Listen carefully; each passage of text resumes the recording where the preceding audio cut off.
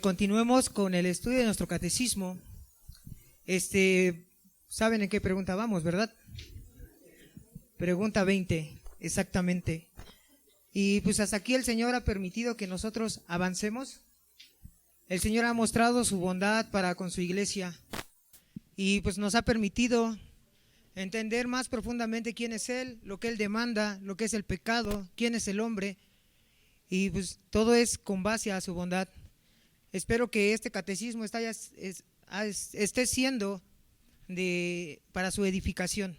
Amén. Les animo a que lo estudiemos. Y pues bueno, recapitulemos lo que ya se ha venido enseñando en preguntas pasadas. Recordando que ahorita estamos en un panorama de lo que es el pecado, por qué entró el pecado y todo lo que causó el pecado.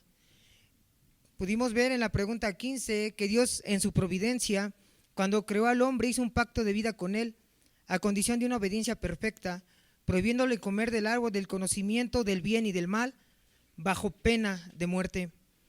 Esto es lo que se conoce, hermano, como el pacto de obras. Dios hizo un pacto de obras con el hombre, que le dijo que de un árbol no comiese. Si él comía de ese árbol, él iba a morir. Y sabemos que Adán comieron de ese fruto. Entonces ellos violaron ese pacto. La pregunta 16 nos muestra cómo el hombre quebrantó ese pacto de obras, lo que hizo que nuestros primeros padres cayeran del estado en que fueron creados por pecar contra Dios. Ustedes saben que esto es, a grandes rasgos, la caída del hombre. Amén. Y notemos que la caída del hombre fue por pecar contra Dios. Eso es lo que echó al hombre de la presencia de Dios, el por cual Dios lo sacó del huerto del Edén, fue pecar contra Dios. Por eso la pregunta 17, la pregunta 17 enfatiza y es puntual que el hombre fue sacado por causa del pecado. Amén. Y la pregunta 18 nos muestra el pecado específico que el hombre cometió en contra de Dios. ¿Recuerdan cuál fue ese pecado? Haber comido del fruto prohibido. No más, no menos, el hombre solamente comió del fruto el cual el Señor le dijo no comiera. Ese fue el primer pecado que Adán cometió contra Dios. El hombre que Dios creó se rebeló en contra de su creador y comió del árbol el cual el Señor le dijo no comiera. La pregunta 19 aclara que no solo nuestros primeros padres, sino también toda la humanidad que desciende de Adán pecó en él y cayó con él en el estado del estado en el que fueron creados. Esto nos mencionaba el hermano Juan, que se llama federalismo. El federalismo enseña que Adán fue el representante escogido por Dios para representar a toda la humanidad delante de él. Es por eso que al caer Adán, toda la humanidad cayó en él. Amén. Dios escogió un hombre para representar a toda la humanidad en ese tiempo de prueba en el huerto del Edén. Dice el hermano Sproul aquí que no tuvimos un representante mejor que Adán, porque fue escogido por nuestro Señor. Nuestro Señor, que es omnisciente, omnipotente, inmutable, Él escogió a nuestro representante. Amén. Ya con todo este entendimiento que tenemos, vayamos a nuestra pregunta 20 y vamos a leerla. ¿En qué estado introdujo la caída a la humanidad? La respuesta es: la caída introdujo a la humanidad en un estado de pecado y miseria. Aquí hay dos palabras que son muy importantes que entendamos para el desarrollo de esta pregunta, que es la palabra estado y la palabra introdujo. Quisiera dar el significado de ambas palabras, dar unos ejemplos y ya ir desarrollando el entendimiento de esta pregunta. La palabra estado significa situación en que se encuentra alguien o algo. Eso es lo que significa la palabra estado. Situación en la que se encuentra alguien o algo. Y el significado introdujo, habla de llevar de un lugar a otro a alguien. Introducir de una parte a otra a algo o alguien. También tiene la connotación de un cambio total de situación, de circunstancia. ¿Se entiende lo que acabo de decir? Estado perdón, se me olvidó. Una situación en la cual se encuentra alguien y introdujo es cambiar de lugar a algo o alguien. Amén. Y pues vemos varios ejemplos. El agua, por así decirlo, está en una temperatura ambiente. Ese es el estado del agua, estar en una temperatura ambiente. También podemos ver cómo esto funciona en un hombre que no ha ingerido alcohol.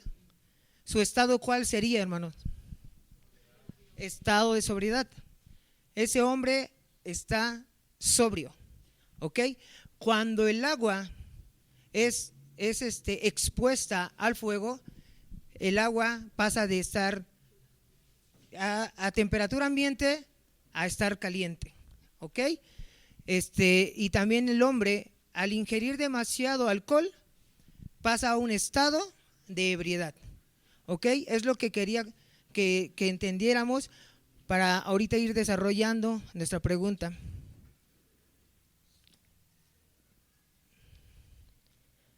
Y también hay algo que hizo que que el hombre cambiara. ¿Qué es lo que fue? El alcohol. Y también hubo algo el cual el agua hizo que cambiara su temperatura, que fue el fuego. Amén.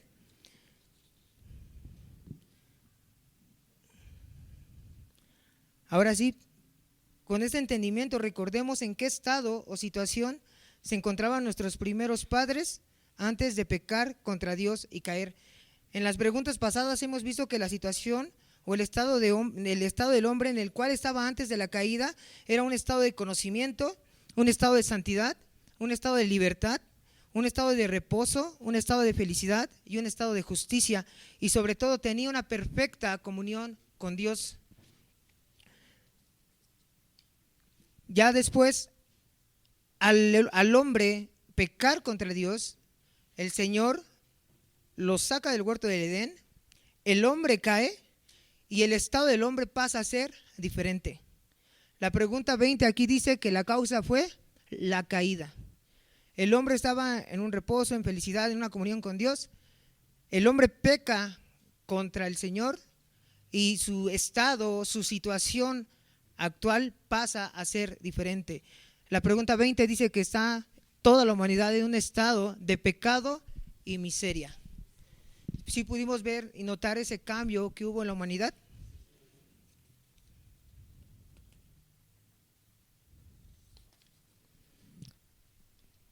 Y en nuestro primer bloque de preguntas, veamos el estado de pecado que se encuentra toda la humanidad. Este bloque enfatiza la naturaleza pecaminosa y la culpabilidad de toda la humanidad a causa de la caída. Vamos a nuestra primera pregunta, por favor. ¿Está toda la humanidad en un estado de pecado? La respuesta es sí. Romanos 3, 9 al 10 dice, ¿qué pues? ¿Somos nosotros mejores que ellos? En ninguna manera. Pues ya hemos acusado a judíos y a gentiles que todos están bajo pecado. Como escrito está, no hay justo ni aún uno. Aquí el apóstol Pablo sabemos que él acusa a toda la humanidad, ya sean judíos o de otras naciones. Todos estamos bajo pecado. La segunda pregunta dice, ¿fueron introducidos en este estado por la caída? Sí, Romanos 5:12 dice, por cuanto todos pecaron. Amén. Todos pecaron. Dice, ¿Ha corrompido el pecado al hombre en su totalidad? Sí. Jeremías 13:23, hermanos, dice que ¿podrá el etíope cambiar su piel? Dice la palabra que no. ¿Podrá el leopardo quitarse sus manchas? No, dice, así el hombre no puede hacer el bien estando habituado a hacer el mal.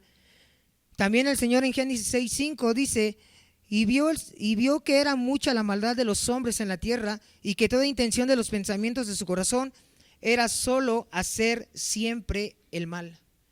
Nuestro Señor Jesucristo también en Mateo 7:11 dice, pues si vosotros siendo malos. El Señor enfatiza ahí que aunque un hombre puede hacer cosas que son correctas, aún así su naturaleza es de maldad. Estos textos los tomé para que veamos que en verdad somos pecadores, que aún que nosotros hagamos cosas buenas e incluso ahorita, como vamos a ver, aún seamos redimidos, esa situación de pecado y miseria continúa en nosotros. La siguiente pregunta es, ¿se hace evidente una inclinación al pecado desde muy temprano? La respuesta es sí. Salmo 58:3 dice, se apartaron los impíos desde la matriz, se descarriaron hablando mentira desde que nacieron. Aquí habla de cómo el ser humano desde la niñez somos pecadores. El rey David decía, he aquí en maldad he sido formado y en pecado me concibió mi madre. El rey David, él sabía que todo lo que él cometió contra Dios, el haber asesinado, el haber adulterado, fue por esa condición que tenía él desde su nacimiento. También es por eso que también el apóstol Pablo dice, exclama, miserable de mí, porque él entendió su condición de miseria por causa del pecado, en este caso de la caída. Amén.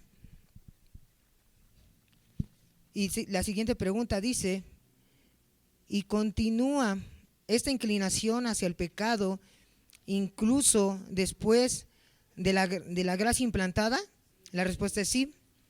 Primera de Juan 1:8 dice, si decimos que no tenemos pecado, nos engañamos a nosotros mismos. Esta pregunta se refiere que a pesar de nosotros, los que hemos creído, y la gracia de Dios ha actuado en nosotros para salvación, e incluso que los creyentes se santifiquen, que los creyentes se estén alejando del pecado, estén luchando contra el diablo, estén luchando contra el mundo, estén luchando contra ellos mismos, aún así con toda esa obra que el Señor ha hecho en nosotros, la condición de pecado y de miseria aún continúa en nosotros. Gracias a Dios porque Él nos ha salvado, pero mientras estemos en este cuerpo y nuestro Señor Jesucristo venga, nosotros vamos a seguir en este cuerpo de humillación, en esta creación caída y todo lo que ha conllevado el pecado. Amén.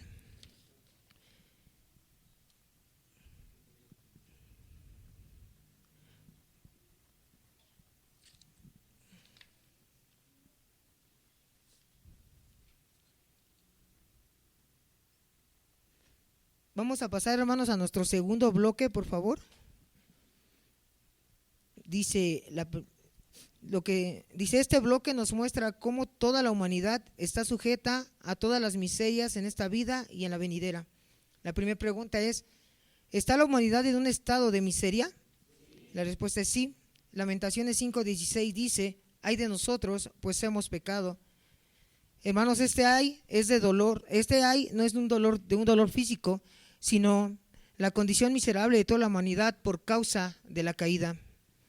¿Está toda la creación peor por causa del pecado? Sí, Romanos 8:20 dice, porque la creación fue sometida a vanidad. Hermanos, no solamente los seres humanos fuimos corrompidos, toda la creación de Dios fue corrompida. Vemos cómo todo muere, los animales mueren, los árboles mueren, y vemos cómo los huracanes y todo lo que sucede causan destrucción. Yo estaba mirando una vez un documental de animales, en el cual un león se estaba comiendo, creo que a una cebra. El punto es que yo antes veía que eso es lo que dice el mundo, como es natural que pase. Pero gracias a Dios, yo observando me di cuenta que esa era la plenitud del pecado. Como un animal que Dios creó para vida, otro animal por causa de nuestro pecado, tenía que matar a otro animal. Hermanos, Dios es un Dios de vida. El Señor no creó a los animales para eso. Toda la creación fue corrompida por la caída y se introdujo a toda la creación. Aún así, podemos ver en la creación de Dios todos sus beneficios. Amén.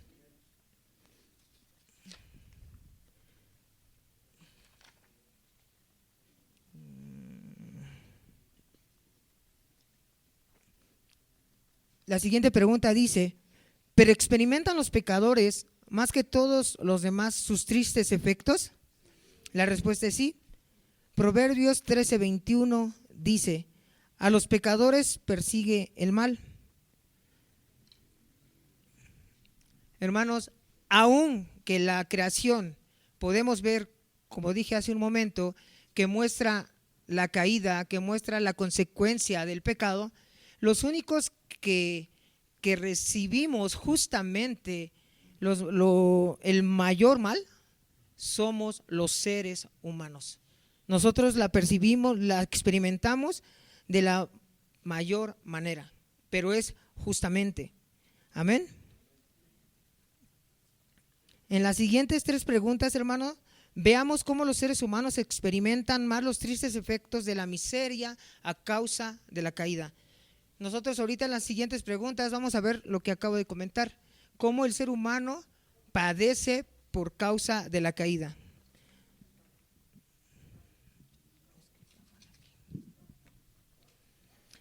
Vamos a la siguiente pregunta, por favor. ¿Es la consecuencia de la caída una gran miseria? La respuesta es sí. Eclesiastés 8:6 dice: la aflicción del hombre es mucha sobre él. Ahora la siguiente pregunta, no solo podemos ver qué es miseria, sino también qué es intolerable. Dice la pregunta: ¿es intolerable? La respuesta es sí. Génesis 4:13 dice: mi castigo es demasiado grande para soportarlo.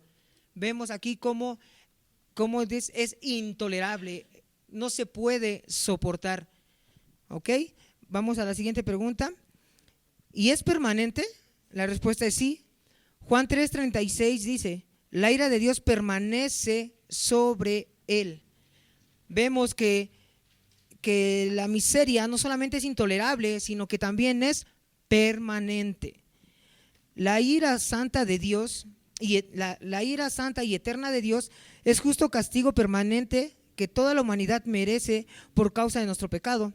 Así que todo aquel que no venga a Cristo en arrepentimiento y fe, la ira de Dios permanecerá por la eternidad sobre él. No hay mayor miseria que esta. No hay mayor miseria que la ira de Dios se manifieste en una persona por causa de la caída, por causa del pecado, y que ese tipo de personas no vayan a Cristo en arrepentimiento y fe, y eso sí va a ser una miseria eterna. En el tercer bloque, vamos a ver el tercer bloque. Aunque toda la humanidad fue introducida en un estado de pecado y miseria a causa de la caída, deberíamos de preguntarnos: ¿son conscientes de esto todos los hombres? La respuesta es no. Deuteronomio 29:19 dice: porque dicen tendrán paz aunque anden en la terquedad de su corazón. Hermanos, podemos ver que la manera de vivir de los hombres incrédulos manifiesta que no son conscientes del estado de pecado y miseria en el que cayó toda la humanidad por causa del pecado. La siguiente pregunta dice: ¿pero deberían ser conscientes de ello? La respuesta es sí. Salmo 50:22 dice: entended ahora esto, los que olvidáis de Dios, no sea que os despedace. Aunque deberían ser conscientes de ello, por causa del juicio de Dios, al cual derramará la ira en contra de ellos. Todo ser humano en el mundo debería estar consciente de esto. Su conciencia, la creación, incluso algo inherente en nosotros que nos dice, aún siendo incrédulos, hay un Dios. Eso es lo que les debería dar conocimiento y les debería de dar conciencia para entender que hay un Dios y que estamos en un estado de miseria y que estamos en un estado de pecado. Amén. Dice la siguiente pregunta es: ¿serán conscientes de ello? La respuesta es sí. Isaías 26:11 dice: ellos verán al fin y se avergonzarán. Hermanos, aunque el hombre, aquí dice las preguntas anteriores, no sepa, aunque el hombre debería de saber, el hombre va a llegar el momento que va en verdad a entender y a ser consciente de su estado de miseria y de pecado. ¿Cuándo va a ser esto, hermanos? Si el hombre no se arrepiente, en el día del juicio.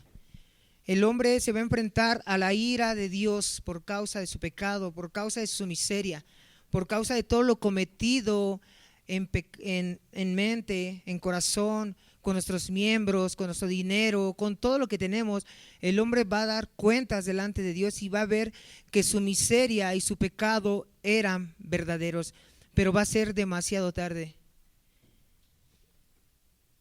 Y por último, dice: ¿y son conscientes de ellos los santos? Hermanos, los que hemos creído en el Señor, nosotros como creyentes en verdad nos podemos dar cuenta de ese estado de pecado y de miseria. Nosotros podemos ver cómo todos los días luchamos contra el pecado. Podemos ver cómo luchamos con nuestra humanidad. Podemos ver en verdad los efectos que ha causado el pecado. Depravados en nuestra mente, depravados en nuestro corazón, en nuestros afectos, dobles intenciones en todo lo que hacemos. Incluso, como dijo nuestro Señor Jesucristo, que nosotros siendo malos hacemos buenas cosas. Pero es bueno que entendamos que nosotros estamos en esta condición de pecado y de miseria. Porque nosotros, que somos creación, que se rebeló contra Dios y que el Señor nos quiso redimir, podemos ver, al vernos a nosotros, podemos ver la gloria de Cristo. Podemos ver la gloria del Creador del universo. Podemos ver la gloria de la Santísima Trinidad, de cómo Él, para su gloria, quiso redimir a hombres. Y ahora nosotros todos aquí somos conscientes del estado de pecado y miseria en el que estamos a causa de la caída, aún siendo creyentes. Y exclamar como lo hizo el apóstol Pablo: miserable de mí, ¿quién me librará de este cuerpo de muerte? Pero no quedarnos ahí, hermanos, sino como prosigue la Escritura después de este texto que acabo de leer, y dar la gloria y las gracias a Dios por Jesucristo, Señor nuestro, que nos ha redimido y por medio de su Espíritu Santo nos glorificará, y ya no habrá más pecado y miseria en nosotros, para la gloria de nuestro bendito Señor Jesucristo. Amén.